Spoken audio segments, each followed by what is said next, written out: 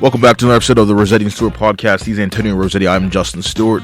We're coming from you from the new and improved version, depending on who you ask, of the Center for Media Innovation here at Point Park University. Reminder, you can find our show on Apple Podcasts, Google Podcasts, Spotify, YouTube, wherever you get your podcast. Just search the Rossetti and Stewart Podcast. And if you heard me in the middle there, I said we're in the CMI again. Yes, we are. We're in a new location, though. It's in West Penn Hall. It's a separate thing, but if you walk inside the CMI in West Penn Hall, it basically looks exactly the same as the old one did. So, I mean, otherwise, it's a pretty solid space. You know, I think the old location, though, was a little bit better just because I think it's going to be a lot more visible. More people walk down that street anyway than opposed to over here, but that's just my opinion. Still a nice space, though, but enough of that small talk out of the way. And tell you, how you doing today? I'm doing pretty good, yeah. I actually wrote 2 articles this week for the Trib, not just one, so that was good. I got some extra work there. Just been working there and at Aldi. Still trying to go full-time in writing, but freelance has been fun for now. Just been living life. How about you? I've been pretty good. Same thing. I was doing the internship. Also worked, the restaurant job too, and, we're coming up on graduation here, in less than 2 weeks, so that, have that to look forward to as well, though. But, I mean, if you don't have anything else to say, we can just jump right into it, though. Yeah. All right, cool. So we're going to bring back our quick hitter segment. We've kind of been slacking on that just because we've been doing a bunch of different things, whether it be interviews, things of that nature, though. But, I mean, I guess I can start off. Mine's going to be relatively quick. But it's just something I saw on Twitter, and this just has to do with Robert Griffin III. He posted a 18-second clip of Ben Roethlisberger on his podcast, and it was talking about Lamar Jackson. And I'll read what Ben said, verbatim. So, quote, "It's going to be a problem. It's a big deal. That's a big bit." Well, no, let me stop. So, for context, this is Ben talking about OBJ, Odell Beckham, signing with the Ravens, and just how that'll impact Lamar should he play this year. So let me reread the quote again for proper context. So it's going to be a problem. It's a big deal. That's the big boost. With Lamar, you want to bring safeties down to help stop the run because you don't really fear Lamar's arm, his accuracy all the time. Sure, he's got a huge arm. He can make things happen when he scrambles, but you don't fear him just sitting in the pocket and picking you apart. So you bring safeties down because you do fear him running, because he's a different level runner, so you fear that. It definitely creates some potential opportunities for that offense and for Lamar to run if he has to, or to take big shots down the field if he needs to. Now, hearing that, do you see anything offensive with that statement I just read? Not really. Okay, so I personally don't. All right, so I just wanted to get that out the way because apparently, Twitter went crazy over what Ben said about that. And the funny thing is, what I just read, the snippet that RG3 posted on his Twitter post, it wasn't even that long. It was 10 seconds, 15 seconds. So this is what I'm talking about, with the media. It's just so annoying. I have, this issue with, I'm not a big fan of guys, kissing athletes and, worshiping them. I feel a certain way about that. But at the same time, I hate people that are always overtly negative towards athletes. And what I'm trying to get at here is there's just no balance in between. And I think Lamar Jackson is another one of those players where it's I think people tend to praise him a lot, and rightfully so. He's won an MVP. But at the same time, it's if you criticize the way he plays, or if you criticize, it's oh, well, you're just hating on Lamar Jackson. And meanwhile, I don't really take away hate from this statement. I think he complimented him multiple times. He said he's a great runner. He can throw in the run. He can make plays happen out of the pocket.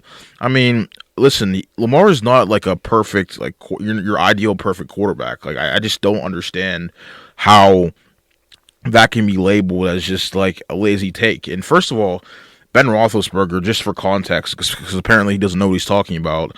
This guy is a two-time Super Bowl champion, 2004 Rookie of the Year, 6-time Pro Bowler, future Hall of Famer. This dude led the league in passing yards twice. He led the league in passing yards a game 3 times. He has 41 career comebacks, 53 game-winning drives, 9 seasons. He's a top 10 quarterback in QBR rating. Led the league in game-winning drives 3 times in his career. Led the league in comebacks 4 times in his career. 10 times he finished in the top 10 in completion percentage during the season. And pass completion percentage, and he's top 5 all time in total yards. Yes, top 5. And he was a second team All-Pro in 2014 as voted by Pro Football Focus. And just last but not least, so Football Reference, they have this Hall of Fame monitor, and like the average quarterback that's in the Hall of Fame, their score is 104.14. Don't ask me what that is. It's just a metric they use. His is 100.28. So essentially Ben's a Hall of Famer, like I mentioned. And it's just like, he plays the Ravens every year, or he did play the Ravens every year, twice a year. And he knows Lamar Jackson's tendencies, as do the Steelers. Hence the reason why Lamar, his numbers are terrible career-wise against the Steelers. Just look it up. I don't have to explain it. So, like, I don't think Ben is not coming from a place of hate here. It's more so just like his analysis. I think what he sees, what the Steelers see, more so than anything else. And what he's saying is that Odell Beckham Jr. is going to help make Lamar Jackson a more respectable passer. Because what he's also saying is that Lamar Jackson has not had the greatest crop of receivers here in his first 5 years. So I just think that people need to stop, like, taking quotes, misquoting people out of context, not providing proper context.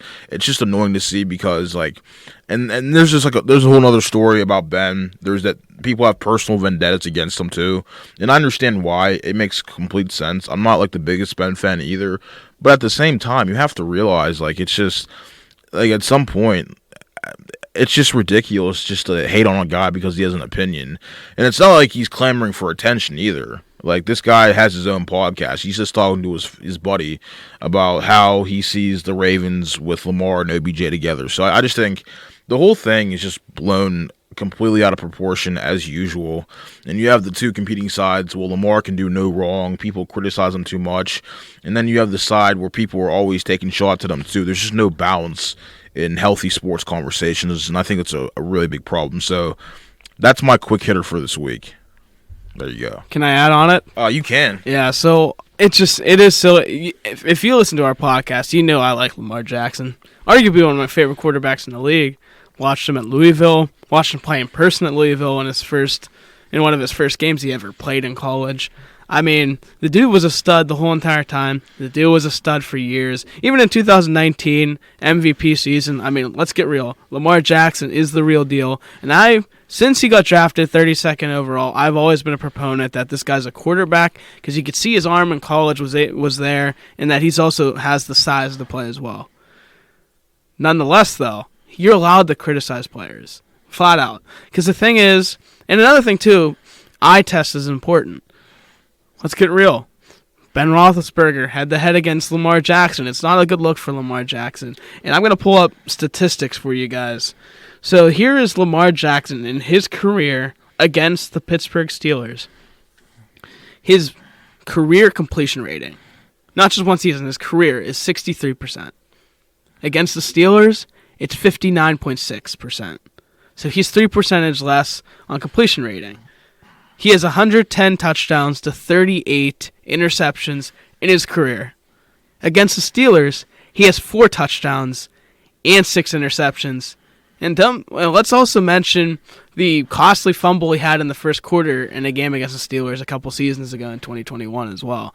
So he's turned the ball over a lot, and his worst games come against the Steelers. So Ben Roethlisberger is seeing that version of him, but he also sees that he needs more pieces, like Justin said. So my thing is, he's not knocking him, but at the same time, like, the times he sees him in person, he doesn't do good. And that probably also hurts his perception on Lamar Jackson as well. But that's not my point. My point is that Ben Roethlisberger is allowed to criticize him for, needing more talent. But these same people that are mad that he said Odell Beckham will help him out are the same people that says this team needs to get him more help so he can re-sign again. Yes.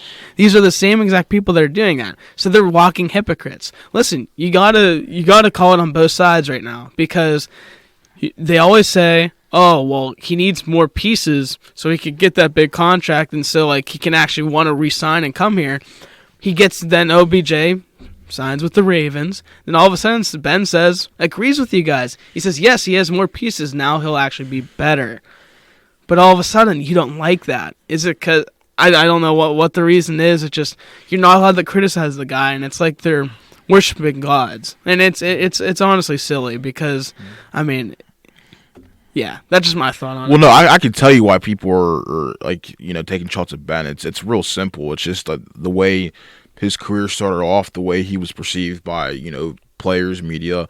Like, I don't want to get into that because like that's just like there's a lot of people, parties involved that like have their own views on it, and I understand. Like, I'm not trying to like play one side or the other, but what I'm saying is his reputation, whether you agree with what he did or not, or whether he's guilty, like I think that has a play into like all this, and I think that's like totally wrong in this instance to base it off of that. And I think that's my whole point. Like, you can think what you want about Ben, like, but the reality is what he said, I don't think is really that inaccurate, honestly. And if anything, he's more of an expert than any of us. Like, I don't know plays that well. Like, I know play designs, like I've heard of certain plays, but if I told you Lamar Jackson's like tendency to what he does, I'd do a pretty poor job explaining that.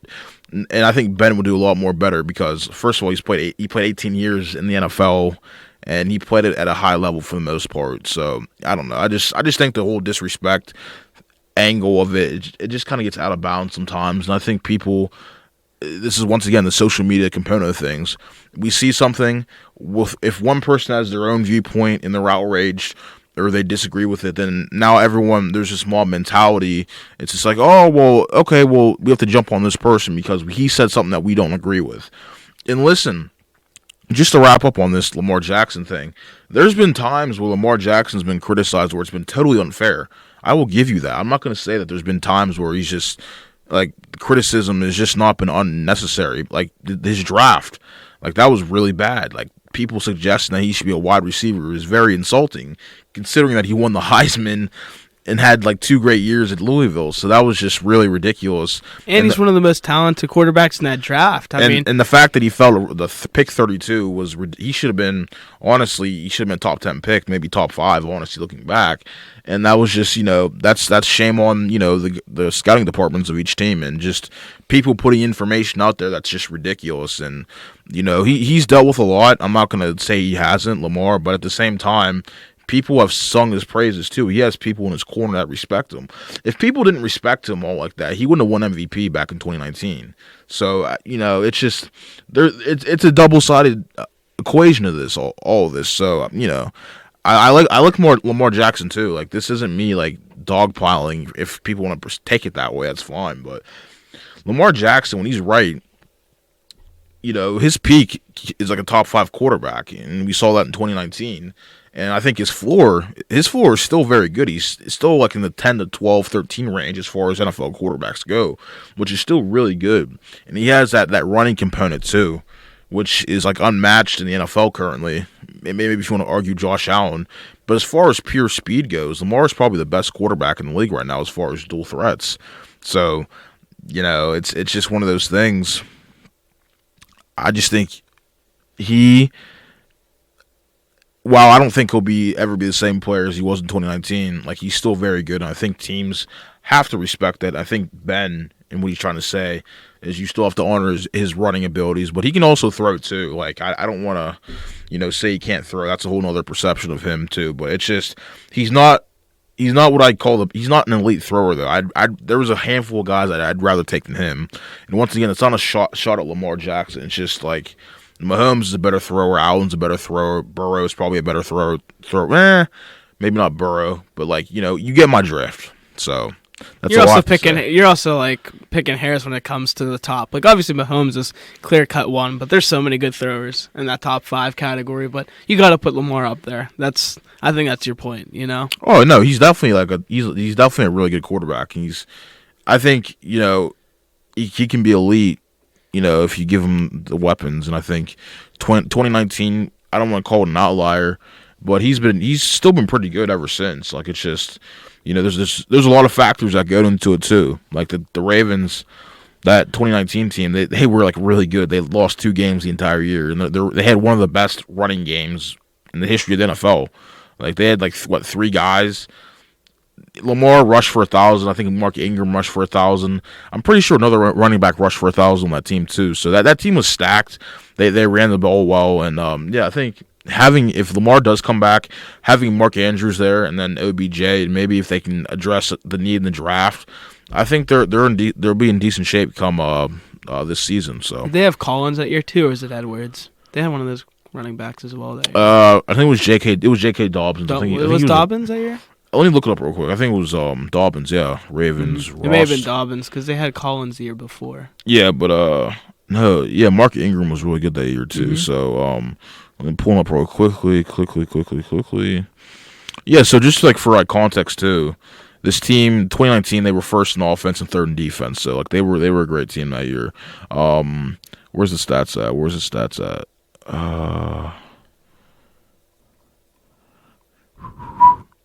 Stats. Huh. This is set up weird. But you catch my drift, though. Like, Lamar rushed for 1,000 yards, and Mark Ingram also had 15 total touchdowns. So, it was a good team. Yeah, I do also want to say one more thing about Lamar before we go. And it's just like, I also do get, like, him having to deal with the criticism, too, as well. But, like, I just have a story to tell for the people that didn't think that he was, the real deal, or don't think that he's going to be the real deal when he comes back. It's just, I remember I was at a Pitt game when I was 15 years old. It was Pitt versus Louisville. Radcliffe was the starting quarterback for, no, it wasn't him. It was Bolin. Radcliffe was the wide receiver, I think.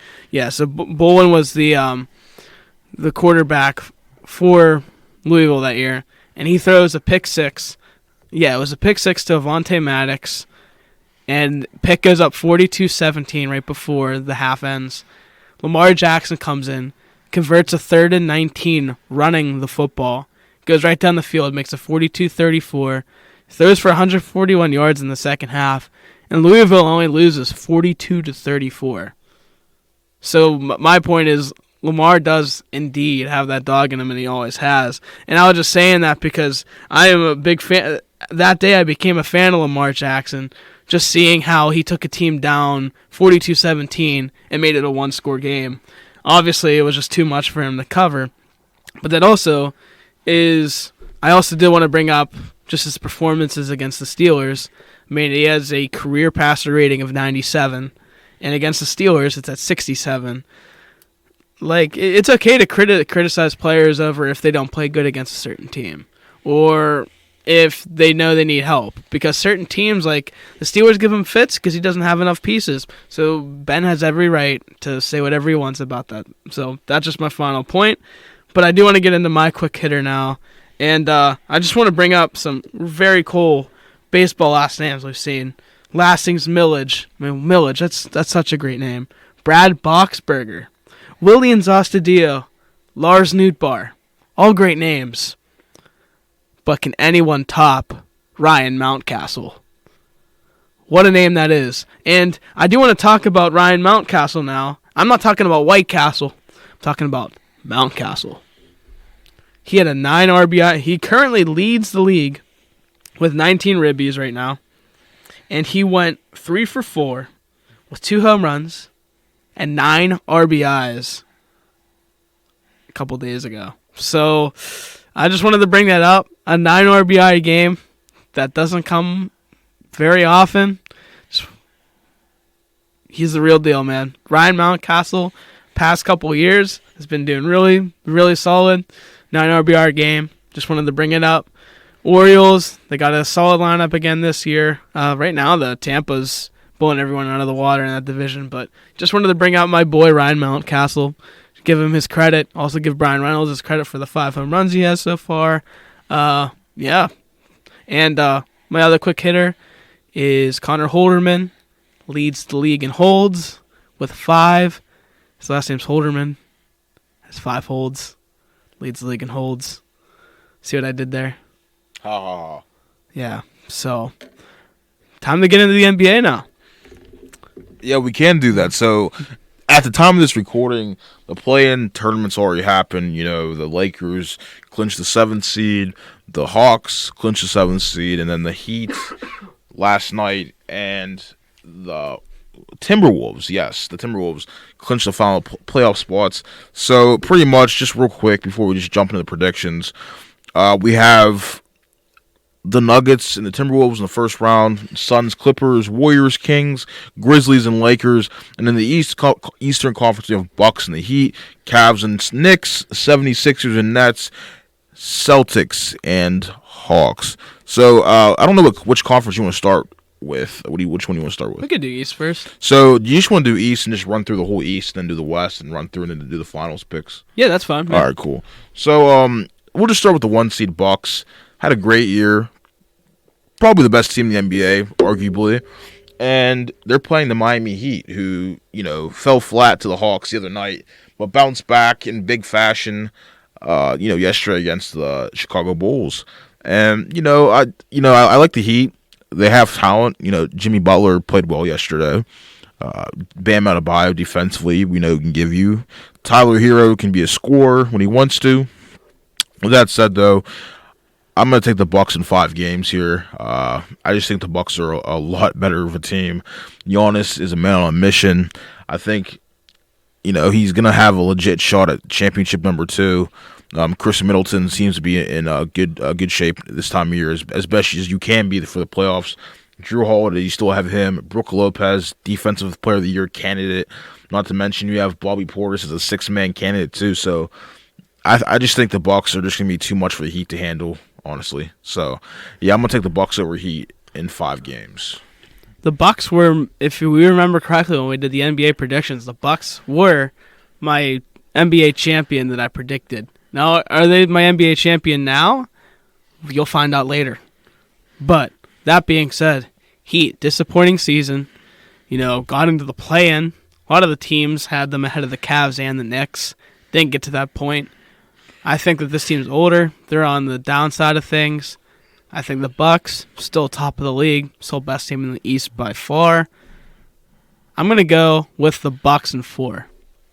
Clean sweep. I can't disagree with that. Honestly, I think the Bucks are that better. But I guess we can just move on, though. So this next series, I think it has potentially be the best first-round series in the entire playoffs. We have the Cavs and Knicks. And, on the surface, people were saying, the Cavs should win this series. And while I agree with that, I think the Knicks, you cannot count the Knicks out, dude, because they got Brunson having a career year after, what he did last year in the playoffs with Dallas. Emmanuel Quickley, Julius Randle. My boy Quentin Grimes. Yes. Julius Randle bounced back and had a 2020-2021 year. Was great with the Knicks that year and great with the Knicks this year too. So, they're going to be stout. Tom Thibodeau, his teams always show up. They play hard, and they're going to be in every game. So I think they're going to give Cleveland series fits. And I do think this is going to go 7 games, but I think what it's going to come down to is who has the best player on the court, and the Cavs have Donovan Mitchell. And Donovan Mitchell is a All-NBA candidate this year. You can argue first, second, third team. I wouldn't disagree with any move. He's averaging 28 points this year. So when you combine that with Darius Garland, the facilitator, you got Evan Mobley, the anchor on defense. Jared Allen giving you double-doubles. I think it's just going to be a little bit much for the Knicks to overcome. And I think with the home crowd at Rocket Mortgage Fieldhouse in Cleveland, I think they're going to win Game 7 at home. So give me the Cavs over the Knicks in 7 games. It's going to be a tight series. And I do just want to make a quick comment. It might be a slight knock on New York fans, but it's okay. Julius Randle, let's get real. Last year wasn't as good as 2021 or this year. Mm-hmm. But he still had a solid season. I'm just saying they blamed him way too much. I mean, yes, it was nowhere near where it was, but it was still a good season, and he was kind of the fall guy, the scapegoat. It's just a hot market in New York, and if you just breathe them properly, they'll be all over you like a cheap suit. So, but that being said, anyways, it wasn't that big of a knock. I could have got a lot worse, but we're gonna save that for a later date. Thing to consider. You make a lot of good points about the Knicks. I definitely think me coming from a Cavs fan, the Knicks definitely could win because in the season series, the Knicks are winning 3-1. against the Cleveland Cavaliers. Nonetheless, this Cavaliers team, I just think that the X factor is going to be Donovan Mitchell. He had 3 straight 40-point games to close out the season this year. That's going to roll right into the playoffs. He's now rested over a week now. I'm going to go with the Cavaliers, but I'm also going to go 7. I think this is going to be the best series because both teams match up pretty well. I mean, let's go front court versus front court. Julius Randle and Mitch Robinson versus Evan Mobley and Jared Allen. Like, that's going to be a fun little battle there. The backcourts, I mean, Donovan Mitchell, obviously, Darius Garland. But then you have a plethora of guards for the Knicks, like you said. I mean, R.J. Barrett's just one of them. I didn't even mention him. Yeah, Quentin Grimes and Emmanuel Quickly. Yeah. I almost said Emmanuel Mudiay, but yeah. You're still my guy. I predicted you to be really good in the NBA, but yeah. That being said, I'll still go Cavs in 7, but it's gonna be a tight series. I wouldn't be shocked if the Knicks win just because they've been playing good against the Cavs in the regular season. I just think that Donovan Mitchell is the hot hand, and that's going to be the X factor. Yeah, I also think the X factor too. Just real quickly, it's going to be the home crowds, and the Knicks, when they're really good, their home crowd. You will say what you want about the New York fans, but they get really loud. They do, yeah. And I think it'll be a tough environment for Cleveland to play in. So that's why I think home court, it's going to be important. If the Knicks can somehow steal a game in Cleveland, I think that could potentially shift the series in their favor. But, it varies, man. It's just one game at a time. But right now I am going to stick with Cleveland to win the 7 games, though. But it should be a very good series. They have a lot of good players on both teams. And I think they match up pretty evenly, in my opinion, though. But we can just move on, though. This series, I don't think it's going to go very far either. But I do want to say I think it'll be more competitive than people are going to give it credit for. We have the 76ers and Nets. I have the 76ers in 5 games. I know people want to go 4 games because, that's what people do. But I'm going to give the Nets a little bit more credit than that. They've played pretty solidly ever since they got rid of Kevin Durant and Kyrie Irving. They've gotten talent back. They got Spencer Dinwiddie back. Cam Johnson, Mikal Bridges has blossomed into at least for Brooklyn, their number 1 scoring option as of late. He's just gone off. And I think they'll be able to they'll steal a home game. I will give them a home game, but like you said, like I said, the 76ers, they have the potential MVP in Joel Embiid. James Harden's doing his thing as a number 2, more of a facilitator in this phase of his career, though, but still very good. And I just think they're just going to have a hard time with Embiid. And then their role players, too. Philly's role players are really solid. And that's all I can really say about it because I just don't think the Brooklyn Nets, they have talent on their team. They definitely have talent, but if you match up with the 76ers, I do not like them favorably, and I think Embiid's going to have a monster series. So with that, I'm going to say 76ers over Nets in 5 games. I would not be surprised if the 76ers swept them, though. I'm going to go with 76ers in 5 as well. I honestly think that the Nets, if they had like a different team to match up with, like maybe the Cavs, Knicks, maybe they'd have a better shot. I just think if you look at the season series, it's 4-0 76ers. That definitely plays a factor to me. I think it's going to be 76ers in 5 as well. Nets, I like the trades they made. They got some good defenders. I mean, Dorian Finney-Smith, Spencer Dinwiddie, 2 good, really solid two-way players, even Cam Johnson too. I mean, they made some good moves. Say what you want about blowing it up. I mean, they at least built for their future here. So, yeah, I mean, they still have a solid team. I just don't think that they're going to put up too much of a fight with the 76ers. You saw at the tail end of the year, too. I mean, the 76ers almost beat them by 40 points. I think that's just going to be the same in the playoffs. So I definitely see where people are coming from. I think it could be a clean sweep. But I'll give the Nets 1 at home, maybe. Yeah, we'll go 5, I guess, 76ers. Yeah, and I do want to say something about the Nets. I do want to say something positive. If they play their cards right, and if free agency breaks their way, they have guys in the roster now that can play really good basketball, and they're a young team too. So if things break their way, they can be a top 5 team, I think, in the East in maybe a year or two. Because the NBA, there's always shifts with players going to point A and to point B. So if you would have told me when they had the roster of D'Lo and Spencer Dinwiddie for the first time, and you told me they would have had Kevin Durant and Kyrie Irving shortly after that. And James, I would have told you you're crazy. So there's a lot that can happen in a couple years, and if they play their cards right and maybe they make their team attractive to maybe a star, they can be right back into it. So, and plus they have draft picks too to use as capital if they want to get a star player. So the Nets, they're in a decent position. They're in a much better shape than when they did the Kevin Garnett Paul Pierce trade. So I'll give them that though. But I think this year they're not going to go very far, unfortunately. And then the last series in the first round for the East, we have the Celtics over the Atlanta Hawks. Well, sorry, I spoke there too early. But I am going to take the Celtics over the Hawks. I think this one's going to go 5 games. I do have to give the Hawks credit. They played really well against the Heat the other night. But I think Boston's played really well pretty much the entire year. And, you have Jason Tatum, Jaylen Brown.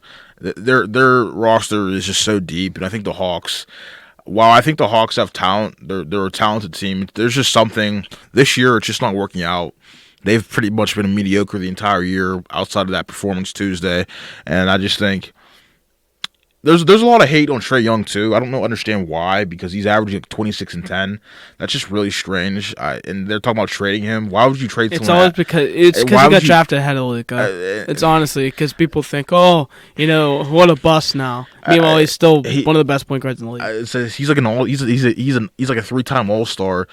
If you look at him in Luka's resume, while I do think Luka is a better player, their resumes are pretty similar. Now, the All-NBAs are kind of iffy there, but they have the same amount of All-Star appearances. They've both been to a conference finals. And you can argue, well, I don't know if you want to argue this, but Trae was more competitive in his conference finals than Luka was last year. So, there's just, I think Luka, long-term, is probably going to be seen more as a generational player. Like, don't sleep on Trae Young. Now, his shooting percentages aren't great. I get that. They should probably be a little bit higher. And, the amount of shots he takes from the logo drives me insane. But, other than that, I mean, defensively he's not great, but neither is Luka. And, he's a great facilitator like Luka. I think he's leading the league in assists this year. If not, he's number 2. So, just put respect on Trae Young's name. He can play basketball when he's right. And he can score, too, at a high level, too. So, I just never understood the hate. And people saying you should trade him. What are you going to get back for Trae Young? Probably not Trae Young, I'll tell you that, though. But just going back to the series, though, that was a little detour. I do think the Celtics are going to win this series. I'm going to say 5 games, but I think if Trae Young has a monster performance in there, I think they can go 6.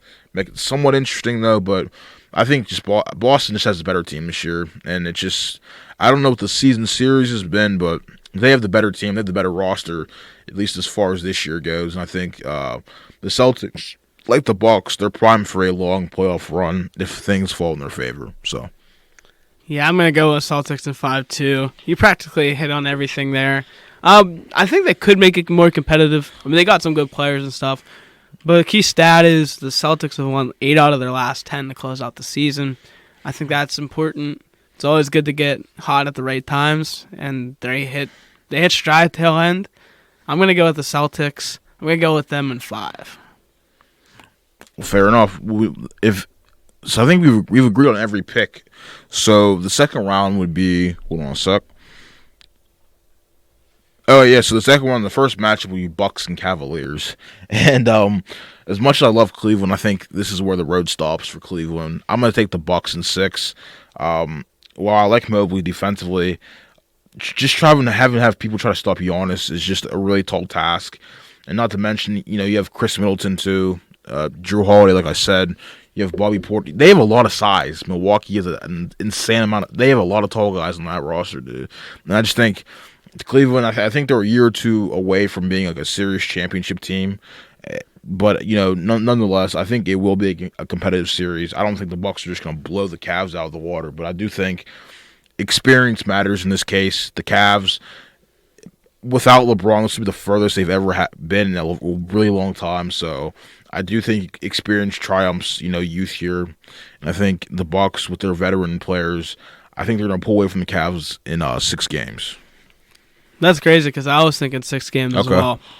But this is one of those series I wouldn't be shocked if the Cavs win, because my thought process is Giannis is great around the rim. In the playoffs, he attacks the rim. You got the two best rim protectors in the league, for a front court or back court or front court. Yeah, for some reason I had a brain fart there.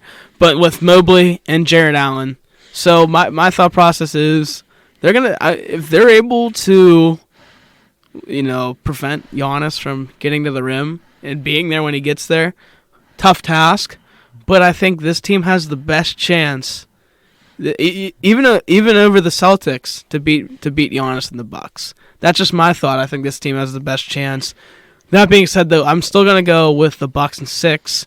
I think last year they didn't make the finals last year over the Celtics. I think that's gonna be a sour taste in their mouth. I think that they're going to beat the Cavs here. I think they're gonna win next series too, but I'll get into that later. But yeah, I'm gonna go with the Bucks in 6. I will say this. So Chris Middleton's pretty much been in and out of the lineup this year.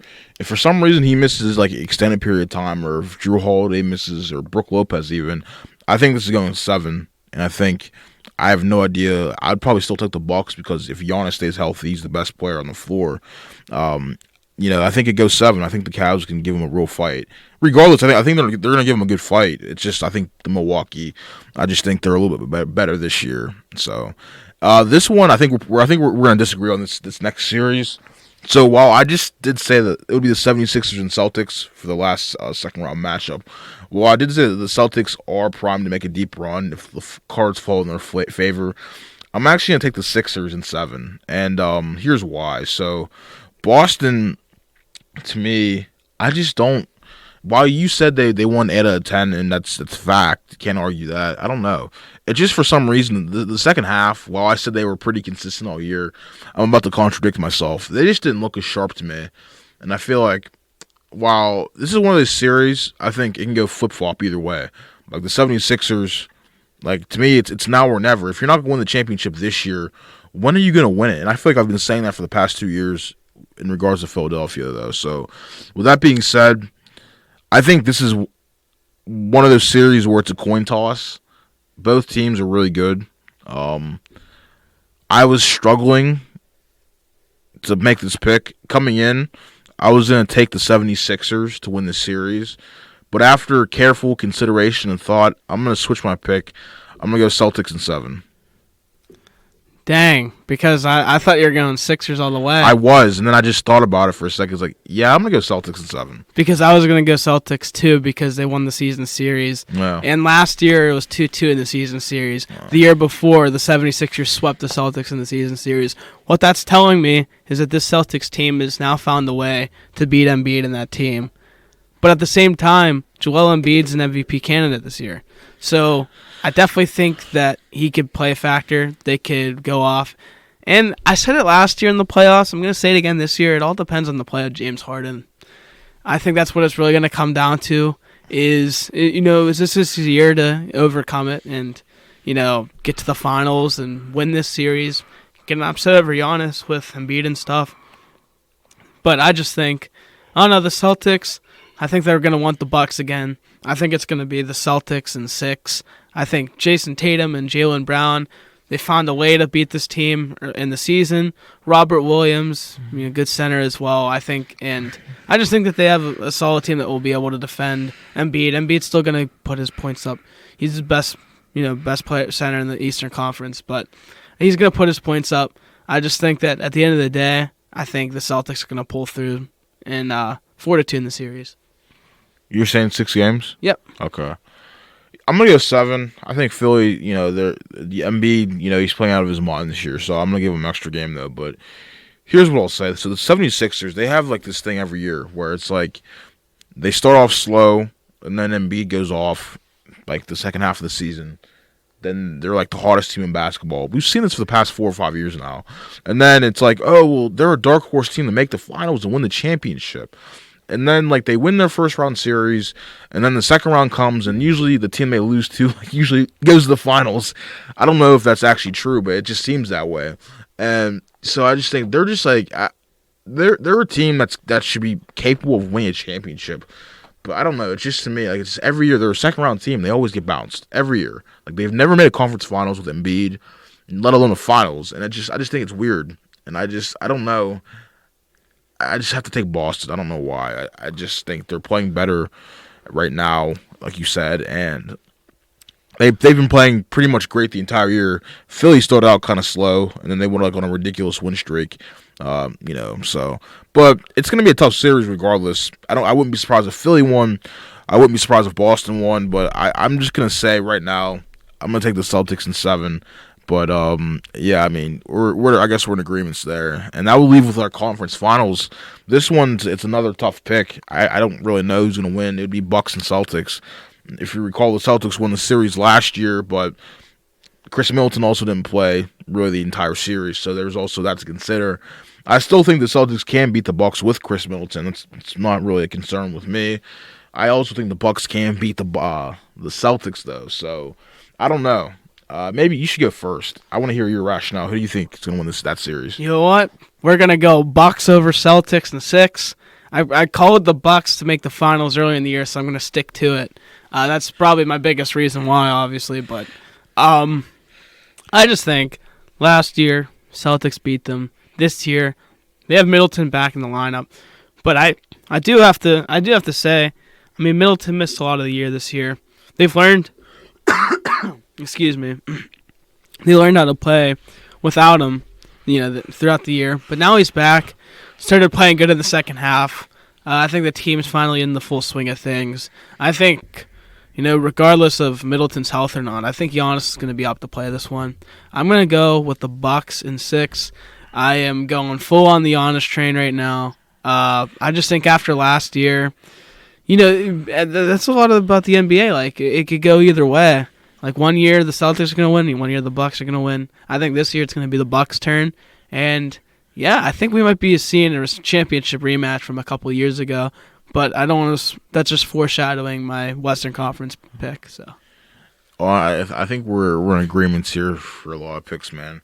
And I think the finals picks are going to be pretty similar, too. We'll see how that shakes up, though. Oh, don't worry. Wait until you get to the Western Conference. I have some funny ones. Oh, I do, too. Yeah. And it's probably going to make some people mad, though, but I don't care. Anyways, I would have to say I'm going to go Bucks in 7. And here's why I say 7. So you pretty much outlined the entire series. Both teams are great teams. Probably the 2 best teams in the East all year long. But here's what the killer. Boston was the number 1 seed for most of the year. And Milwaukee went on that ridiculous run. They won like 16 games in a row, 15, whatever it was. And they pretty much leapfrogged the Celtics. They never looked back. And I think Game 7 in Milwaukee, I think that's going to be the deciding factor. And, you might think that's crazy to think, but, dude, home court advantage, it has a factor.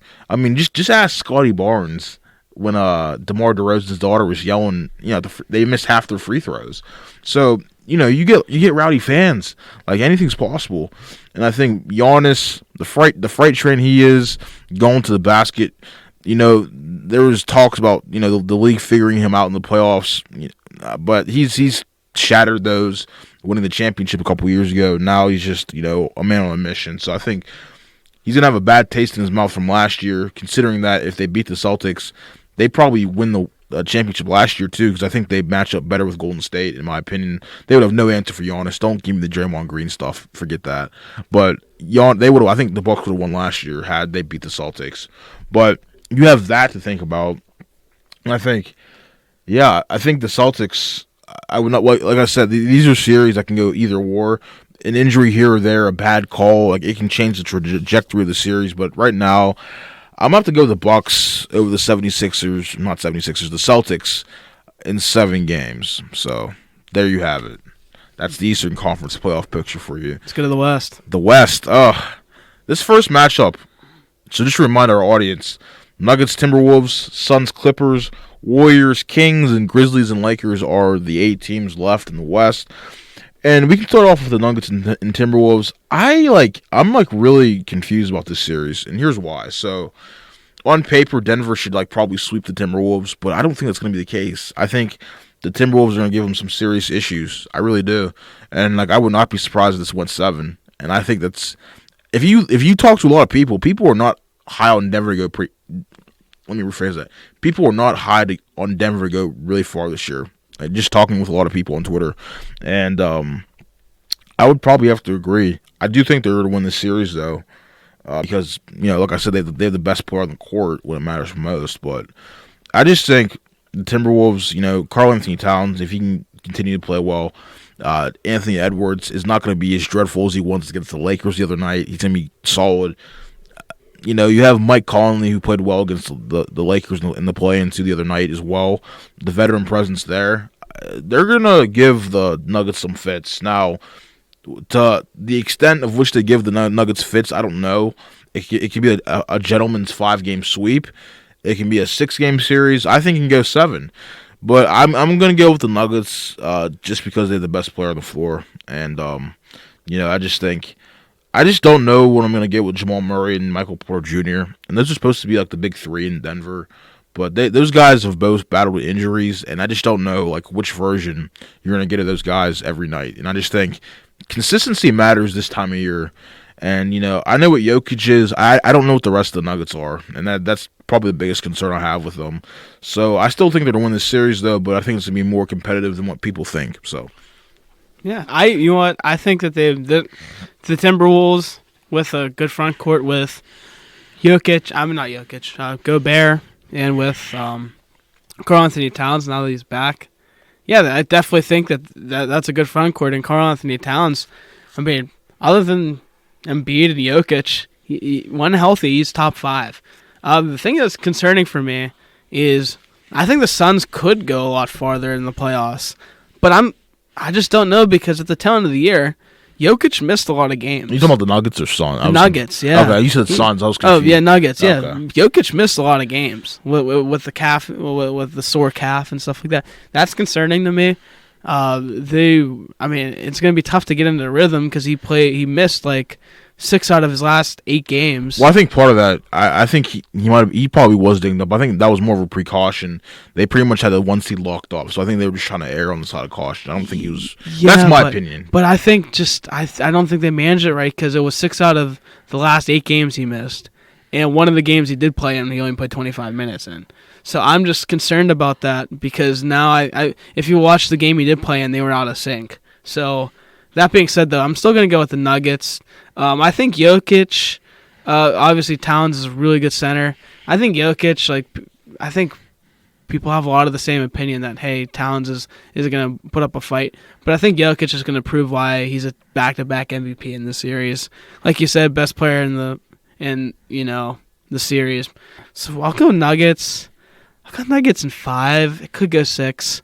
I'll go Nuggets in 5, but I think the Timberwolves will give some competitive games. Okay, so you mentioned the sitting out part. I'll go Nuggets in 6, and I think the Minnesota will steal game 1. I do think that will happen because, like you said, he's going to be out of sync. They've pretty much rested all their starters. So I would not be surprised if they came out game 1 flat and rebounded to the rest of the series, though. But that's just my opinion. Fair point. Yeah, fair. No, I agree. So there you go. So the second series would be the Suns and Clippers. And while I think this would be a great series if Paul George was playing, unfortunately, he's not going to be playing first round at least. So I think the Suns, listen, health, the main theme of this series is health. Health. You have Kawhi Leonard, Chris Paul, Russell Westbrook, Devin Booker, Kevin Durant. We can go on and on. There's a lot of guys that are stars on these two teams. With that being said, though, I'm going to go with the Suns over the Clippers in 6 games, and I think Kawhi and Russell Westbrook will do their best to make this a very competitive series. They will not roll over and die. I think they will give the Suns all they can handle. But when you add a guy like Kevin Durant to your roster, that is a big game changer. Even in his late 30s, mid-30s, I should say, still a great player, top 5 when he's healthy. So Devin Booker can get you 40 a night, too. You have Chris Paul, still can dish out 15 assists on any given night. You have DeAndre Ayton. You have guys on the bench that are capable of scoring. I'm being hard-pressed not to pick the Suns. I'm going to go Suns in 6. Yeah, I'm going to go with the Suns in 5 over them. I just think that you're not going to get KD, Chris Paul, Devin Booker. You're not going to get all 3 of them on an off night. I mean, even if one of them's off on an off night, you're still going to get a really good team out of it. So, yeah, I'm going to go with the Suns on it. Their depth isn't as great as it was But, I mean, we're forgetting another player, though. DeAndre Ayton's their fourth option. I mean, I know, like, we haven't seen a lot of those big three combined with KD, Devin Booker, CP3. Didn't see a lot of it, but I think that could work as an advantage for them because those are all three smart basketball players. And I think that they're going to catch some teams off guard and like people know what they're coming up against how talented this team is. But I think that this team is the real deal. I think they're going to win in 5 this series against the Clippers, especially without PG. Now I will say this: if Kevin Durant gets hurt, or something, Devin Booker gets hurt, I think it becomes like a really good series. I think it can go 7, but I don't know. If Paul George was there, I think it would be a toss up to me. But I think he's not there. That's a big loss, whether people want to admit it or not. Kawhi can only do so much, So I'm gonna have to go with the Suns in 6 games, though. So we might have disagreements on these next 2 series. So the next one's gonna be the Warriors and Kings. And first of all, just shout out to the Sacramento Kings. They're in the back in the playoffs for the first time since 2006. A long time coming. They had a great season. Domantas Sabonis, All-NBA, fringe MVP candidate. De'Aaron Fox is great as well. They have a really, really good depth with their bench as well. Mike Brown, Coach of the Year, the whole 9 yards. The Warriors, on the other hand, coming off a championship, kind of really were mediocre most of the year, but they seem to pick it up here as of late, playing better basketball. And to me, my heart wants to go with Kings, but my head's thinking Warriors. I don't know. It's one of those series. I have no idea who's actually going to win. I don't even know who to pick, honestly. If someone forced me to make a pick right now, I'd probably say Warriors right now. By a slight, and I mean the slightest margin. I mean, I'm being like razor thin. I would take the Warriors right now, maybe. But I just think Sacramento, like at the same time, they've been the better team all year long. They have the best offense in the NBA, but at the same time, their defense is not very good, and that's the biggest concern I have with Sacramento, is being able to stop Curry, being able to stop Klay Thompson and Jordan Poole, because when all 3 of those guys are firing on all cylinders, it is hard to stop and defend. And I just think Sacramento, they have a great offense as well. I think we're going to see a lot of high-scoring games, honestly. This might be the highest-scoring series we have in the first round. Would not be surprised. I don't know. I just think it's going to come down to, like, crunch time. And I might have mentioned off the podcast that De'Aaron Fox is in the running for Clutch Player of the Year as one of the NBA awards. I don't know. I think I'm going to have to take the Warriors in 7 games by the slightest margin. With that being said, I would not be surprised if the Kings won this series. The Kings are a legit team, and they deserve all the respect in the world, though. But right now, I'm going to go Warriors by a slight margin in 7 games. The Warriors have not been a first-round exit since 2014, when they had David Lee, Klay Thompson, and Stephen Curry. Their first time back in the playoffs in a while. And they lost to the Los Angeles Clippers. And Lob City Clippers. Lob City. Really good team. I think it was a 3 and a 6. And the Warriors were a 6. Well, guess what? It's time. It's time for a first-round exit. Light the beam. For the first time in 9 years, the Warriors will have a first-round exit. And I'm going to tell you why.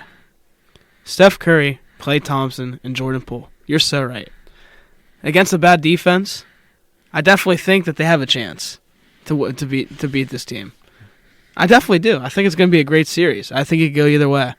But at the end of the day, the youth will rise. I think the younger players like De'Aaron Fox, I just remember watching him in the college basketball tournament against Lonzo Ball when people doubted him. And he put up 39 against Lonzo Ball in the Sweet 16 and completely neutralized him. And he's had a great career in the NBA as well. And I think Sabonis, too, great guy. I mean, great player. And, yeah, Draymond Green's a great defender. But I think Sabonis will get the edge over him. And I think depth-wise, with Malik Monk, with the year he's had shooting efficiently, with Harrison Barnes as well, I mean, the team has a lot of depth as well. I'm going to go with the Sacramento Kings. I think De'Aaron Fox steps it up. 6 or 7. I'll go with 7. I'll go with 7 as well. But it's going to be a tight series. But I think De'Aaron Fox is going to prove that he's an elite point guard right here. Well, here's the thing, too. So, the Kings, they're going to have this chip on their shoulders that the Warriors don't, because most people are thinking the Warriors are going to win the series. So, they're going to have that angle to work with, too. The also thing we have to also consider is the Kings, their fans have not experienced playoff basketball in almost 2 decades. So, they're going to be really loud. I was seeing online, tickets are really expensive right now, for good reason. They're going to be really loud, probably the loudest they've ever been, probably in the stadium's history where they play. Yeah, it's going to be an electric atmosphere, and I think that will play a key part, too. I think, like I said, home court advantage matters a lot in basketball, really in all sports. And, I think it'll be proven true here, too. And I think while there's the angle that they're not far apart from each other as far as Sacramento and San Francisco, they're relatively close. So fans are going to travel well in both venues. So you're going to have Kings fans at the Warriors home, and you're going to have Warriors fans trickle into where the Kings play. So that'll definitely be a thing too. So this should be a really fun series. But I think the Kings, if they can work with the people have kept doubting us angle, as people have been doubting them all year long, just by not even having them be in the playoffs this year from till now, I think that could really work in their favor. And I think I want the Kings to win. Like I don't care if I'm being biased. I will tell you, I want the Kings to win the series for a lot of reasons. And I think that their fans have suffered enough. They've had a lot of crap go on over these past 16 years. Not even just on the court, just off the court stuff. And it's just like, it's time for like new blood in the NBA, especially the Western Conference. And I think if the Kings, like the Nets, I said, if they play their cards right and guys continue to develop at a rapid pace, they draft well, maybe they can sign a free agent here or there, I think they could be a championship caliber team the next year or two. And like you have to remember, Sabonis is like not even 27 yet. And, De'Aaron Fox is not even 26. He's like 25, I'm pretty sure. So they're still like insanely young. So they're going to be like competitive for a very long time in the Western Conference. And it's just, just a side note. I don't want to spend too much time on the series, but Tyrese Halliburton for Domantas Sabonis might be the most even trade in the history of the NBA. Mm-hmm, like, really seriously. Is. Yeah. Like, both teams benefited. The Pacers got like a solid point guard they could build around for the next decade. And the Kings have a legitimate all-star player that they can build around for the next decade. So, there you have it. Both were, in my opinion, both like, incredibly underrated coming out of college. Yeah. I mean, especially with Sabonis out of Gonzaga. Like, when you think of Gonzaga, you think of team basketball. But that dude was, like, the best player on Gonzaga. And also with Tyrese Halliburton on Iowa State, he had an injury, broke his wrist at the tail end of the year. And he ends up coming out. You couldn't even tell. But you could honestly tell, though, his form's different than when he did. That's a testament how good he is as a player, that despite breaking his wrist, I mean, his form's a little bit different than when he was at Iowa State, than when he was in the NBA. Still a great shooter. It was in the three-point contest as well. But anyways, I do want to say one crazier prediction I have is, I might as well just go for it. 4 wins in Sacramento, 3 wins in Golden State for Golden State. I just think that could very well be a possibility. No, that definitely can be. That definitely is a possibility. All home wins. Home court, man. The Warriors home fans, they're ridiculous. The Kings home fans. There's a clip. I forget when this happened, but it was this year. It was the King. I forget who the Kings were playing, but I think it was the tie of the game to go to overtime. It was a game-winning shot. But that crowd was like, dude, it went through the roof, and that was a regular season game. It was loud. It was really loud, and I can only imagine what the playoff setting would be like. I think it's gonna be a really special atmosphere, honestly, and I really can't wait to see it though. But the last first round series, I don't know if we're gonna agree with this though, but it's gonna be the Grizzlies and Lakers.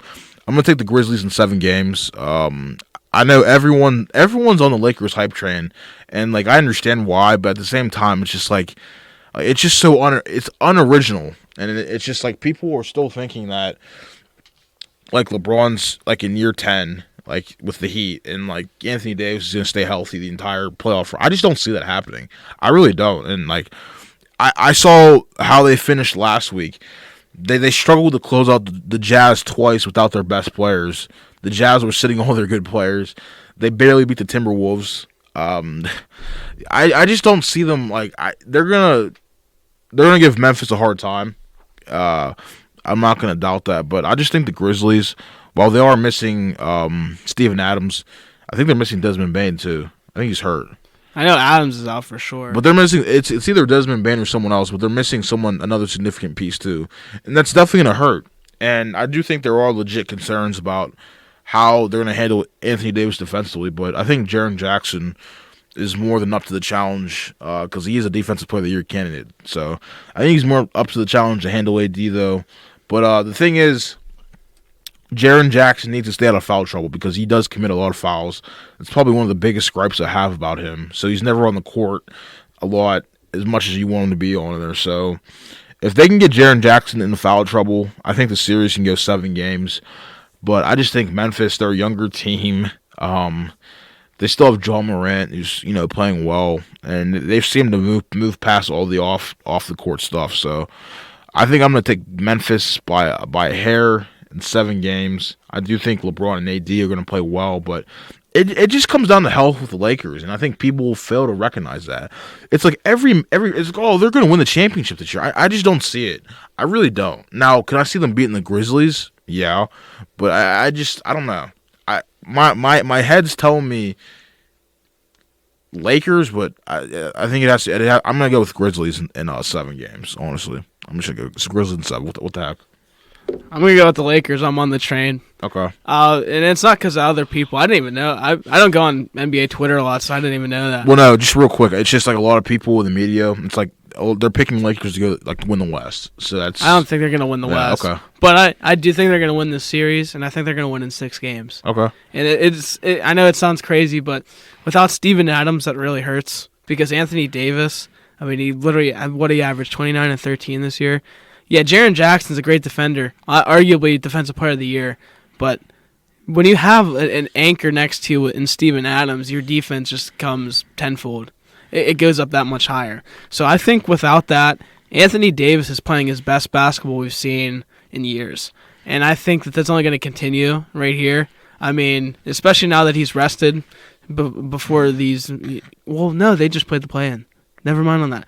Doesn't matter, though. Anthony Davis is having one of his best seasons in the league. And they're going to run into playoff LeBron. I mean, I think everyone's annoyed with the Grizzlies. And I think that includes the Lakers because they're an older team. They're going to be hungry for this one. And I think that the Grizzlies are a little over their head right now with Dillon Brooks and the whole John Morant thing. I also think there's a lot of distractions on the outside for the Grizzlies, and I just think that that's going to hurt with the injuries and stuff. Obviously, early in the season, I thought the Grizzlies could have been a dark horse to win it all, or make it to the finals at least, but I don't think so. I really don't. I don't think they get out of this first round. I think the Lakers win. I think LeBron and AD come to play. Tail end of the season, I know they struggled to close out against the Jazz. Regardless, a win's a win, and I think a win's going to be a win when they win in 6 against the Grizzlies. I don't have a lot of hope for Memphis. I think that it's going to be next year. They're going to have to bounce back. I think this is going to be one of their moments where it's going to be a humbling moment for them. And it could be, I mean, obviously, I obviously think that the Grizzlies can win the series. Like you said, they're a younger team. They have John Morant, but I think, I'm going to go with the Lakers. I just think that they have more experience as well. So, we're going to go LA. I think it's a fair point, but I also think the problem I have with the Lakers is you don't know what you're going to get from Anthony Davis. And while he has been great the entire year, if you look at his body of work, I mean, one game he could have 40 and 20, and the next game he can have 5 and 15. You just don't know what you're going to get with him. And I value consistency. And while the highs for Lakers are really high, they have potential to be a great team. I've also seen a lot of the lows, and that really, I need something in the middle. And I think LeBron too. Not so much LeBron. It's more so, listen, if the Lakers want to go far, it's going to have to be through Anthony Davis. LeBron can't be carrying your team every night like that. If that's the case, they're not beating the Grizzlies. Hell, they might get swept. I'm being serious. But if Anthony Davis can play great, it would not surprise me if they won this series. They are a really good team when they're healthy, but it's just health and consistency. That's why I just don't. You need to have those two things in the playoffs. And I think the Lakers, they kind of struggle with those two things, more specifically Anthony Davis. But we'll see. I don't know. And my thing is though, the Grizzlies are I think they've had going into the playoffs are having more injury issues though. I mean, John Morant's been off and on. Desmond Baines have been off and on, and Adams is out. Well, I think Memphis, they once they got past the whole middle of the season thing, they've been playing good basketball. So I understand Steven Adams is a big loss, but I think you shouldn't discount. They still have a lot of talent on the team. They're insanely young too. And while they might not have an Anthony Davis kind of player to neutralize him, they don't. I'll just say that right now. I think they're going to be able to keep up. Season series, while I think the Lakers have the edge, every game has been within a 5 points. So it's going to be a very competitive game, or series, excuse me. And while I do think the Grizzlies are going to win 7, you have the Lakers in 6, which I totally respect. I understand. That makes a lot of sense. The Lakers have probably the 2 best players on the court, LeBron and AD. I can't really argue that. But I don't know. I just think I trust Memphis more, at least in this first round, than Lakers as far as a health perspective. Because, you can say this with any team, though, but I just feel like if the Lakers are one injury away from LeBron and AD from being toast. So, but like I said, you can say that with Memphis, too. If Ja gets hurt, they have no chance. So, it's a pick your poison kind of thing, though. But regardless, I mean, I can see the Lakers winning the series, though. I can. Yeah, I'm just saying, AD, I mean, if you take... I think he's top 5 player in the league right now. So, 29-12. I mean, he's also played the majority of the year. I have trust in AD. He's had probably his most healthy season since playing with the Pelicans. And people, I just remember watching the 2020 playoffs where they won. Without AD, they don't win. It was without AD, they don't win the championship that year. That was probably his healthiest year because he played almost every game up until the COVID happened. So this year's comparable to that, and I actually with him averaging all those points and like that, and just how he's been playing. Yeah, there's without Steven Adams, I think people are overlooking that because now. It's easier when you can send the double down on AD, but now it's just Jaren Jackson. Jaren Jackson's a great player, but I don't know. I think AD is something else. He's already one of the best power forwards of all time. So I'm gonna go with the Lakers. I mean, I can't really argue with that. So, but I mean, I'm gonna go with the Grizzlies though. He's gonna go with the Lakers though. But that's fair points on both sides. But the next series would be the second round. So so the first one would be hold on a second. So the first second round match and I would take the Suns in 5 years, 6 games. Honestly, listen, I said Denver. I don't trust them as a legit team to go on a deep run. I think this is where it ends. If Phoenix stays healthy, health, I think they're gonna win this series. I will give Denver a game or two because Jokic has that capability of going off 30 points, 15 rebounds, 20 assists. We all know what he's capable of. It's just the rest of the roster to me. At times, I think it's just dead weight sometimes, and you don't know. Michael Porter Jr. and Jamal Murray, they've just had so much adversity, whether it's injury, consistency. I just don't trust them to in a 7-game series against a team that has 4 guys that know what it takes to go to the finals, like DeAndre Ayton, Chris Paul, Devin Booker, Kevin Durant have all been to the NBA Finals, so I think experience matters here. And, they also have a great coach in Monty Williams, too. So I'm going to have to go Suns over Nuggets in 6 games. Yeah, I'm going to go same. Suns over Nuggets in 6 games. And that's not discounting Jokic. I think he's the best player on the court in the series, by far and away. But I think the supporting cast for Phoenix is just far more. I think Jokic versus Ayton, Jokic is going to, have his day with him. But at the same time, I think Ayton's a good center as well. But I think the Suns just have more firepower. Like I said earlier, they just have more. Jokic is going to do his thing. He's going to keep him in it. But I just think that the Suns have more. And to my point earlier, I said about the Nuggets not, playing a lot together in the last 2 weeks of the season. That's going to hurt. So, yeah, we're going to go with The Suns in 6. Yeah. Fair enough. So our last second round matchup, it's gonna be different here. So Tony would have the Kings and Lakers. I'm gonna have the Grizzlies and Warriors. So you can go first. Who would you pick between the Kings and Lakers? I'm gonna go with the Lakers. Okay. Everything's telling me for this season it's the Kings' time. They beat the Lakers in the season series 3-1. Okay, realistically, the Kings, I think they're the younger team. They've been better all year. Fox, Sabonis, great. But they're just something. It's just about the franchise itself. And I just think that historically, when the Kings had Vlade Divac and all those really good Kings teams, Chris Webber as well, they got screwed against the Lakers with refereeing and stuff. And that's recognized across all analysts. There's just something about this series where I think that the Lakers it's going to be like that again, and I think the Lakers are going to win in 7. It's going to be a tight series. I honestly will be rooting for the Kings, but for some reason, Kings basketball just doesn't seem like it's allowed to be great. So, yes, I think the Kings, like we were saying, they're going to be great. And there's not going to be anything that stops it. But I think this is going to be that year where it's just going to be a heartbreaker. There's always a heartbreaker in the playoffs. I think this is going to be it. Fair enough. So here's what I'll say. So just a disclaimer. So right now I would have the Grizzlies and Warriors. I think really I don't think it matters who wins that series. They're not beating the Suns, in my opinion. So I'll just jump the gun and I'll say I'm gonna take the Suns to go to the finals. Listen. How many do you have them in against the Grizzlies? Well, I didn't pick neither team, but here's what I'll say: if they played the Grizzlies, I'd give them 5. I'd say Suns in 5, and if it was the Warriors, I'd say Suns in 6. I think the Warriors would match up better, honestly. But I just no, I don't think anyone's. If Phoenix is fully healthy. I don't even think the Lakers would beat the Suns in a 7-game series. I think it's going to be Suns.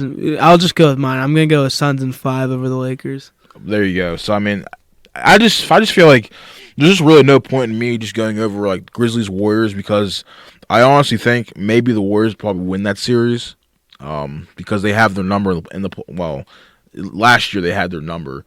But at the same time, Ja Morant got hurt. So, maybe the Grizzlies would win the series this year. But I think regardless of who wins the series, it really doesn't matter. I think the Suns are going to beat both teams. So, might as well just jump to the NBA Finals pick. I'm going to go the Suns over Bucks. I'm going to say 6 games. I think Giannis, he's going to do his thing as usual, though. But the Suns, I think they're going to be a little bit too much as far as their top-heavy players. And it's going to be a little bit too much for Milwaukee to handle, in my opinion. So, I'm going to go Suns. Win the championship, avenging their loss from 2021. I'm going to draw a comparison here. So, KD and the Thunder lose to LeBron James and the Heat in 2012.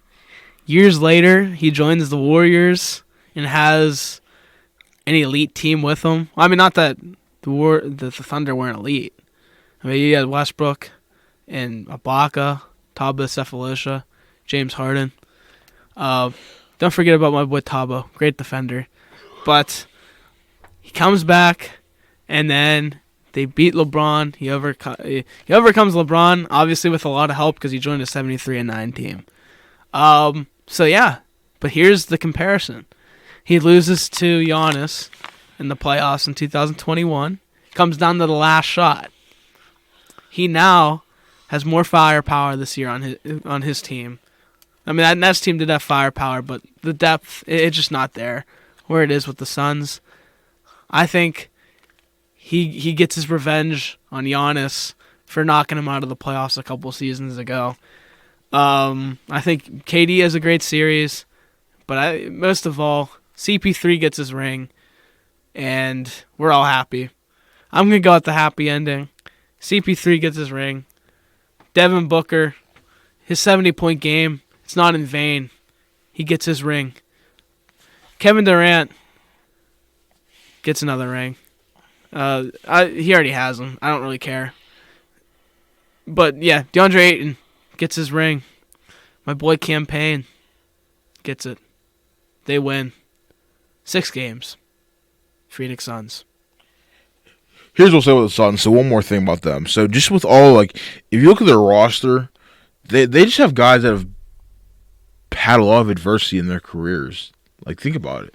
Chris Paul, a lot of playoff adversity. Devin Booker was on a joke of those teams the first couple years. DeAndre Ayton was on those teams as well. Devin Booker was a 6th man at Kentucky in college. Yeah, he was. So. Kevin Durant's had injury issues the past few years. Monty Williams, his whole... I'm not going to get into that thing, but, like, just search it. Some of the stuff he had to go through in his personal life. Like Campaign, too. Yes. I mean, people probably thought he was going to be on his way out of the league. Yes. He could barely find a 10-day contract. Not to mention this year with their owner being really, really, like, sketchy and shady and unethical on a bunch of different levels. So you have all that going into this. And I think this is where it pays off. I do. I think, you deal... I think it's prepared them for this moment to go deep. I really do. Like, losing the finals the way they did, they were up 2-0. They lost 4 in a row. They know what it's like to experience adversity. Lowest of lows. And I think that's something that they have that no other NBA team has to an extent. Playoff team currently. Every team has adversity of some form or fashion, but I think the Suns, on a personal, professional, and team level, they've had to deal with adversity. So I think that plays in their favor, as odd as that sounds. So I don't know. Yeah, no, I agree. I mean, DeAndre Ayton with the whole entire Arizona thing happened, where like the whole you're aware of Arizona. I've heard about it. Yeah, and he's also is considered, he's a bust because he was taken ahead of Luka. I mean, well, he's doing fine. He's not a bust. But he's not a bust. That's my point exactly. So, like, that's always probably chirping in his ear right there. He has always I didn't mention that. So, I mean, yeah, if you look at literally every player, that's what it is. I mean, Terrence Ross, he won the dunk contest the one year. So, I mean, that's cool. But, yeah, no, that's all I got on the Suns. Yeah, the NBA in a nutshell. We're both bullish on the Suns to win it all. I think it's very legit as long as they all stay healthy. I'm taking the Suns, though. So what do you say? Instead of doing our NBA, so we were going to read off our MVPs and all that. You want to save that for next time? And then we'll do our NHL prediction? Yeah, we can do that in NHL. Yeah. And then we'll do our NHL. Yeah. Is that cool? Yeah, or do you want to do MVPs instead? I mean, if we can just do real quickly who thinks to win NBA MVP, I'm just go with Joel Embiid. Yeah, I'll go with Embiid this year, but I think Jokic has a case too. Oh, if you look at the advanced stats, he has him in that. He's also top 5 in rebounding and assist. I'm gonna go with a tie, but I'll go with Embiid just because I'm voter fatigued. So we'll go Joel Embiid. Yeah, I don't want to disrespect him either, but Giannis has a legit case to win MVP this year too. I don't think he'll win it, but I think it's like you said, it's a classic case. He's already won it twice too, Giannis. So I think by default they're gonna give it to Embiid, and that's not discrediting what Embiid's done because he's been great this year, 33 like in 10. But it's just one of those things. It just happens. I just don't see a scenario in which Jokic wins 3 in a row, because if he does that, you're putting him in really rare territory, and like outside of his like all NBAs and MVPs, like he really hasn't accomplished much in the playoffs. And like that's not. I'm not saying he's not clutch. What I'm saying is like it's just he's made one conference finals in his like run with Denver, and I just think when you put guys that have won 3 straight MVPs, you're talking like all-time great players. And while I think Jokic is going to be a Hall of Famer when he's all said and done, like I just think we need to pump the brakes a little bit. That's just my opinion. My rebuttal to that is the fact that they even made the playoffs last year is a miracle. Without Jamal Murray, Michael Porter Jr. off and on the injured list. I mean, my thing with it is Nikola Jokic literally willed that team to the playoffs, and without him, they wouldn't even have been close to it. Like, if you replace any other center with him, they don't make the playoffs. He was that important to the team last year, and like I said, you're saying he's in rare territory, but he is, like, arguably the MVP this year. Yeah, he's in rare territory, but it's because he's doing some of the rarest things that not even Kareem Abdul-Jabbar or Wilt Chamberlain could have done. And that's being top 5 in the league in assists as a center for multiple straight seasons. and that just and to be top in rebounds too. I know his points weren't like he was at 25 this year, but if you look at his advanced stats and how important he is to that team, I think he definitely has a case again. And like I said, I think Embiid has a case. I think Giannis has a case. Heck, they didn't make the playoffs, so I don't think he's going to win it, and I don't think he deserves to win it because they didn't make the playoffs. But it really wasn't his fault. I mean, the team had no depth, and the team's front office has no idea what they're doing. But Luka Doncic averaged 34, 8, and 8. I mean, that's one of the 33, 8, and 8, around that. Yeah, so my point is, like, Luka Doncic almost won the scoring title and had the assist and rebounds to back it up. So, I mean, the fact of the matter is there's just so many people in that upper half that could arguably take home at the MVP. So, but I just wanted to make sure that I wanted to say that, Jokic, yes, that would put him in uncharted territory, but what he's doing statistically is uncharted territory. Well, no, what I'm saying is, like, I agree with you. Like, I think he's that kind of player, but it's just, like, the playoff success, like, it needs, like, not that it needs to, but, like, I'd like to see a little bit more, like, maybe go a little bit more deeper, and I think then, like, he won't have to, not that he should have to face that stigma, but I just think, you're thinking, like, those guys that won 3, they have championships, and, like, I think, like, Jokic, I think he needs to win at least one at some point next couple years, I think. And I think people will get off his back. But, until then, I don't think it's fair. I really don't. But people are always going to bring that up. Should he win, 3 straight MVPs? That's just all I'm saying. Like, I would not disagree with him winning the 3rd MVP. He's done more than enough this year to win an MVP. But I just think, I don't know. But, I mean, like, him, Giannis, Embiid, they all have, like, a specific set of skills that makes them great. Like, Jokic is a point guard in the center's body. Giannis is a freak defensively, unstoppable at the rim. And Embiid, same thing, unstoppable with the rim, too. And, like, kind of just comes across. He's like almost like, I don't want to make I hate making comparisons, but he reminds me a little bit of Shaq. Like, when he's on, he can shoot the ball, too. Like, it's just good luck. So I will say this. Like I said, he does have the case for it. And I know you were comparing him to other players, but Embiid hasn't had a great playoff success, and neither is Luka as well. So that's another thing, too, but we're comparing him to the other 3 MVPs. But I do want to add one thing. I will give it to Embiid this year, just based off of how he did head-to-head against Jokic earlier in the year, putting up 46 and 18. I just think that I know he sat out the second game they played each other, but the second time they played each other, Jokic had limited minutes that game. It was tail end of the season. I just liked what I saw out of Embiid the game he did play him, and he's been consistent all year. I'll give the slight edge to Embiid, but at the same time, Jokic has just as big of a case. He's a better facilitator than Embiid, and yeah, like JJ Redick said, just watch what he has to say about Nikola Jokic.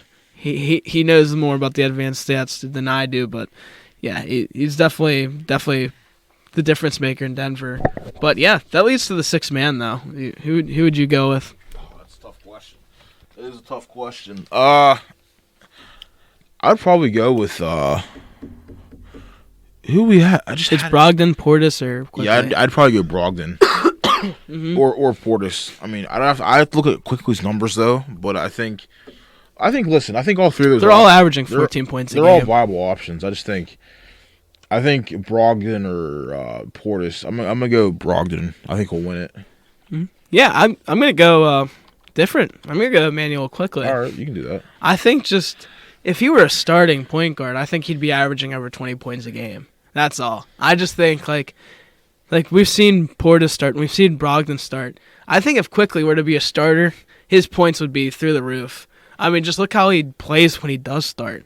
It's absolutely insane. Like, he had 40-plus point nights, and he was scoring 30-plus point nights when he started. Just take a look at his game logs. It's absolutely insane. So, that being said, I think him being a 6th man of the year, I think he's part of the reason why the Knicks elevated the success they had this year. I personally don't think he's going to win Rookie of the Year because, he's younger than those 2 other guys, and I don't think they really bring up the fact when they do start and stuff like that, and when they do get minutes. But that's a whole other conversation for we could have at a later date. But yeah, I'll go Emmanuel quickly on that one. Fair enough. Yeah. Anything else you want to say? On quickly or just? Yeah, I mean, just anything. Oh yeah, a defensive player of the year. I'll go Evan Mobley. Okay. Every player has a case in that. Brook Lopez at 2.5 blocks. Jaren Jackson at 3. But the Cavs had the best defense, best defensive team, best defensive player. The best defensive player on the best defensive team, Evan Mobley. Rookie of the year, Paulo Banchero. Coach of the year, Mike Brown from the Kings. Clutch player of the year, De'Aaron Fox, like we mentioned before the podcast. De'Aaron Fox has the most fourth quarter points. Lauri Markkanen, most improved, hands down. Improved his reboundings by 4 points and his points per game by almost 15 points, 10, 15 points. Oh, it was like 11, 12 11 points, 11 points, yeah. Well, I really don't disagree with anything you just said, honestly. I don't know if you're in the middle of the NHL stuff, you want to push that back, or I don't know. We could do it real quick. We could put this on a different podcast, too, if you wanted to, like just a separate. Yeah, we could do that. I mean, we could do the same pod. It doesn't matter, though. But, I mean, so we're going to do, like, real quickly, we're going to do some NHL playoff, Stanley Cup playoff predictions, too. So I'm just going to throw a disclaimer out there really quickly. I'm not a hockey guy, so whatever picks I make, just know I'm just doing it with, like, what I've seen with Tony watching the games and stuff, so don't take anything to heart. He'll know more about it than I do, so just want to throw that out there real quick. Mm-hmm. Yeah, so I'm going to pull out the bracket just so I do it in the right order. Okay. Alrighty, so we'll go Western Conference first because it's on the left side, so we'll do that one first. First series is the Avalanche versus the Kraken. I'm going to go with the Avalanche. They just have much more experience. Kraken, I said in the podcast earlier, they're a fringe playoff team, and they got in. And they were good all year, in the playoffs all year. Matty Beniers, arguably Calder Cup winner this year. You also have Jordan Eberle, pick up Andre Burakovsky, Nick Schmaltz. I mean, yeah, Kraken's really good team, but playoff Nathan McKinnon is something else. They have Cal McCarr. They have Mikko Rantanen. Gabriel Landeskog is supposed to be back for the playoffs. That's really going to hurt, but I still think they're going to beat the Kraken, and we'll give them 6 games. Yeah, 6. 6. 6. Yeah, we'll go 6. Maybe 5. I mean, Avalanche at home are insane, so. Yeah, I mean, just looking at the standings the entire year, the Avalanche coming off a Stanley Cup. So the Kraken are an expansion team. They've had a great year. Second year in the league. They're in the playoffs. That's crazy. But I'm probably go with the Avalanche too. Probably like 5 games. I'd maybe go 5 games, maybe. Yeah, so the next series we have is Stars and Wild. This is going to be a good series. I think the Wild have a chance. Fleury's a great goalie. Wild have a good team. Kirill Kaprizov. Joel Eriksson. There's just something about the team. They just don't have the experience that the Stars have. With Sagan, Pavelski, and Ben. And Uttinger is a good goalie, especially last year in the playoffs. I think he's going to step it up again. I'm going to go Stars and 7. It's going to be a tight series, though. Yeah, I think the Stars. I'm going to take the Stars to win, too. I mean, I've heard Minnesota's a pretty solid team. You mentioned Fleury, the former Penguin goalie, on the Wild, too. The fact he's still playing, to me, is kind of wild. Penguins sure could have used him, though. It's my opinion, though. But that's neither here nor there. I think the Wild will put up a fight, though. But I think ultimately, I think Dallas, they have what's the Asian guy's name? Jason Robertson. Jason Robertson. Diversity at its finest. I love it. Love to see that. Probably going to have to buy a jersey. First Asian 100-point score. He had a great year, like 40-something goals, 100 points. I'm going to take the Dallas Stars. Yeah, and Stars also have that really tight, old school kind of defense. I just think it's going to give Minnesota fits, but it's going to be a good series, 7 games. The next one, Vegas versus Winnipeg. Winnipeg was number 1 at the beginning of the year in the Western Conference. They were looking like they're going to run away with that first spot. They drop all the way to the last team in. Vegas is really good. I'm going to go, great captain of Mark Stone. Riley Smith's on the team. Jonathan Marchessault. Oh, you got Petrangelo. Goaltending is going to be an issue in the playoffs if they make it to the next round against the Oilers. But for now, I'm going to go with Vegas over Winnipeg, and I'm going to go in 5 games. I think they're going to have easy work with them. Yeah, Vegas, they've been sold the entire year as well. And I think, I'd probably go Vegas over Winnipeg. So, yeah, the next one's the Oilers and the Kings. Best series last year was the Oilers and Kings. It won 7 games. And I think this year it's going to go 6 games in Oilers' favor. It's Connor McDavid, Draisaitl, Ryan Nugent-Hopkins, Zach Hyman. This is the first team that had 300-point scorers since the 96 Penguins. It's virtually identical to that team, especially McDavid's season, compared to Mario Lemieux's season in 95-96. That being said, this Oilers team is going to be pretty unstoppable in the Western Conference. I'm going to go with the Oilers over the Kings in 6 games. And then leading into that, I'm going to go Oilers over the Knights in 6 games as well. So I'm going to say I'm just going to throw a wild dart out here. I'm going to say the Kings are going to give the Oilers a fight and go 7 games. But I will say take the Oilers because they do have the best player in the NHL right now. And then I'll take them over the Golden Knights too in the second round. Mm-hmm. Yeah, and then on the other side it would be Avs and Stars. The Stars did solid against the Avalanche in the regular season. They have a defense that can really hurt this team. But at the same time, the Avalanche just have a lot of talent. When the Jushkin and Rantanen and Makar and McKinnon, when the chips are down, I'm going to take those players. I'm going to go with the younger team. I'm going to go with, in my opinion, the more like the quicker team as well. Like Dallas is a good old school team, but I'm going to go with the Avalanche. That's going to set up the Avalanche versus the Oilers. Nathan McKinnon, I do think obviously McDavid's running away with the heart. I think McDavid's the better all-time player as of right now, but McKinnon gives McDavid fits, and whenever he plays against the Oilers, he's always set the play.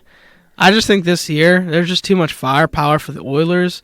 But I wouldn't be shocked if the Avalanche, they play good against the Oilers consistently throughout the year. I wouldn't be shocked if the Avalanche win the series. But I'm going to go with the Oilers, the 7 game. It's going to be really hard fought. Oilers defense, not a strong suit. That's good. That's going to help, players like Rantanen, Makar, Newhook, whoever you want to say. But it's going to be a tight series. It could go either way. I'm going to go with the Oilers. So I'm going to go bold here. I'm going to take the Stars over the Avalanche. Don't ask me why. I'm just going to make the pick. And then I'll agree with you. I'll go with the Oilers representing the Western Conference and Stanley Cup Final. I would go that far. I'm willing to go there. And that leads to the Eastern Conference. Canes versus Islanders. Canes are missing Svechnikov. But I still think that even without... baby. I'm still going with the Rays and Canes, man. I'm going to go in 6 games, though. I think the Islanders have a pretty solid team. So 6 games. I think it's going to be a couple tight games early on, but I think Hurricanes will pull away. You said Canes as well. It leads to the Devils and the Rangers. I think it's going to be a good series. That's going to be a great series. Yeah. I think it's pretty even. The Rangers obviously have a little bit more experience. You got 2 Stanley Cup winners now, Tarasenko and Kane. I don't think that matters, though, because what I saw here is the Devils have won 3 out of their last 4 games against the New York Rangers. I think that the Devils are going to win. They're coming into the series hot. They ended the season off strong. Hockey's about momentum. I'm going to go with the Devils over the Rangers and a 7-game series. It's going to be one of the best series in the league. That's what I'm thinking. And I'm not saying this because I'm biased against the Rangers. I do think that the Devils just have that team, and I think they'll win. Yeah, I think it's going to go 7 games. I'm going to lean towards the Rangers, though. But, the Devils certainly they've had a great year, considering that they've gone through a long, lengthy rebuild. So, to see the fruits of the labor pay off here, that's cool to see, though. But, the Devils, they're here, and they're here to stay. They're going to be really good in the future, too. So, but with that said, I am going to take the Rangers by a slight margin, though. So yeah, this one's so tough for me because you have the Stanley Cup winners and Kane and Tarasenko. Kane won 3 for the Blackhawks, Tarasenko won 1 for the Blues. And it's going to be a tough series. It's literally I'm half tempted to toss a coin on it. But I think the winner of that will beat Carolina as well. I'll just go right into that. I think the Devils beat Carolina. Carolina's like Svechnikov is such a big part of the team. You saw them take a little bit of a hit after he left. I'm gonna go with the Devils over the Hurricanes. Okay, I'm still going to stick with the Hurricanes, but I think in the end, I don't want to jump way too. I know you want to get to other picks too, but I'm just going to say I think Boston is going to win the East. That's what I think too. Yeah, I'll go into it. Boston, I think they sweep the Panthers 4-0. The team only lost like 12 games the whole year. I mean, how is the team going to beat them in 7? How are they going to beat them 4 times? That's a third of how many games they lost. I just don't see it. We're going to go with the Bruins in 4 games against the Panthers. No disrespect to them. Congrats on making the playoffs this year. It's not the same team as last year. Bruins in 4, Maple Leafs and Tampa Bay. This one's a tough one because the Maple Leafs love to lose in the first round. And they lost in the first round of Tampa last year in a really, really good series. But Toronto, this is their year. They're going to win in 7 games. They're going to be down 3-2 going into Game 6. That's my prediction. I think that the Toronto Maple Leafs finally have a good moment in their franchise. And I think with Tampa Bay, this team is not as strong as they were last year or the year before. I think that this is finally the year that Tampa has an early exit. It's going to be their first early exit since losing the CBJ back when they won the President's Trophy and had one of the greatest teams of all time.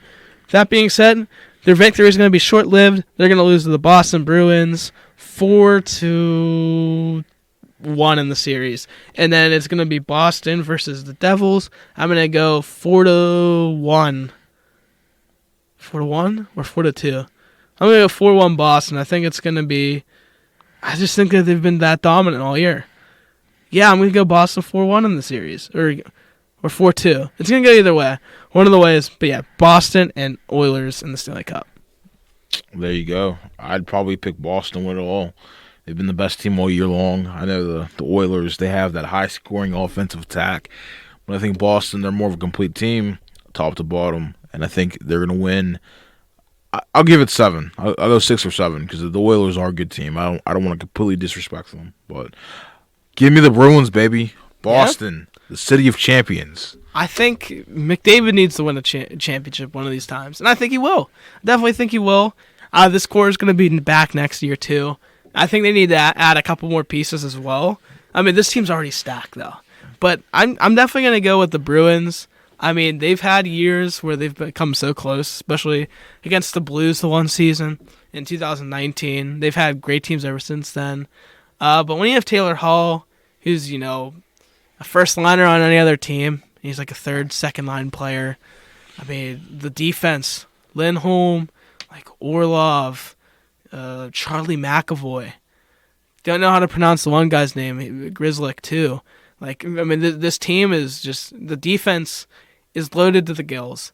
And offense, Pastrnak has a over 60 plus point season, or 60 plus goal season. I mean, this team is just insane. Brad Marchand, Patrice Bergeron, Charlie Coyle. I mean, it's just a stacked team. I don't see them losing. I think they win 4-2 against the Oilers, and I think the Oilers are a really good team. But, I mean, just the Bruins. Last year, you saw the Avalanche, best team all year. The year before, Lightning was the best team all year. The year before, the Lightning was the best team all year. Lightning won both those years. Avalanche won that year. It's going to stay consistent. I think the best team all year wins again, and it's going to be the Bruins. There you have it. We did NBA and NHL predictions. How you feeling? My voice feels shot. I feel like I should need to get some water or some shit, man, honestly. Maybe a Popeyes biscuit. Love that chicken from Popeyes. And, that's Popeyes wouldn't be a better option about now. I'm just joking. No, but seriously, I'm just saying because how salty it is. It is very salty. You'll definitely need another drink after that. Oh, anything with salt, you're going to need a drink after. But, I mean, no, that is one of the things. I need to start bringing water into the podcast room so I can keep talking. I was thinking about doing that. It's like after an hour, it's like, bro, no, but it's all in fun, though. I like talking sports, so I can't complain too much. But, I mean, that was our podcast for this week. A very lengthy but discussion-heavy and hopefully informative podcast for you guys out there. Just a reminder, you can follow our show on Spotify, Apple Podcasts, Google Podcasts, wherever you get your podcasts. Just search for Rossetti and Stewart Podcast. We've also been doing a lot of interviews as well. You want to plug those in? Just interview Michael McHenry. It'll be posted by the time you hear this episode. Also, on my spare time, Tony wasn't here, but I also interviewed Hannah Mears, too. She's a rising media star here in Pittsburgh for sports. Had a fun chat with her. Also interviewed Max McGee from SportsCenter from ESPN. Yes, that's SportsCenter from ESPN. Very cool guy to talk to with as well. I'll have those both episodes posted in the future as well. Trying to have more guests on. You know the whole spiel about that by now. So yeah, just stay tuned for that. All that. We'll have more baseball talk as the summer goes on. Definitely talk Pirates and that, if you know what I mean. Wink, wink. Arr! But that was our podcast for this week. For Antonio Rossetti, I'm Justin Stewart. We'll do it again here pretty soon, folks. Have a great rest of your day, and don't make stupid decisions.